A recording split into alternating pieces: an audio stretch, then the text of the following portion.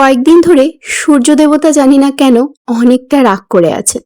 সকাল সকালই এত রোদ উঠে যায় যে রোদের জন্য বাইরে বেরোনোই যায় না।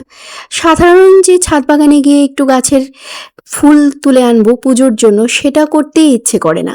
এত রোদ, এত রোদ। আর এই ফুলগুলো দেখো, এত কড়া রোদের মধ্যে কিভাবে যে গাছগুলো বেঁচে আছে আমার ভাবতেই অবাক লাগে। কেউ বলবে কালকে সারা রাত্র বৃষ্টি হয়েছে, গাছগুলোকে দেখে কিন্তু বোঝার একদমই উপায় নেই। যদিও সকালবেলা জল দেওয়া হয়নি, কালকে রাতে বৃষ্টির জন্য ভাবা হয়েছিল যে জল দিতে হবে না, বিকেলে জল দিলেই হবে, কিন্তু ছাদে গিয়ে দেখলাম গাছগুলোর কি করুণ পরিস্থিতি। আর ফুলগুলো কত কষ্ট করে যে ফুটছে, এই ফুলগুলোকে দেখলে মনে হচ্ছে যেমন মূর্ছে যাচ্ছে, যেমন বাসি ফুল, একদম নরম হয়ে আছে। আর এই ফুলটাকে কি ফুল বলে তোমরা কি জানো?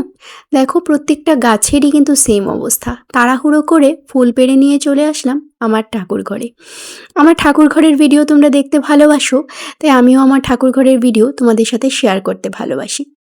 তোমরা কি আমাকে কোনো সাজেশন দেবে যে আমার ঠাকুর ঘরটা কীরকম করে আর একটু গুছালে দেখতে সুন্দর লাগবে?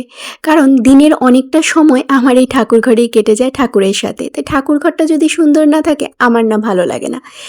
আজকের পুজো এখানেই সম্পূর্ণ হলো, তোমাদের সাথে আবার পরে কথা হবে। Bye bye.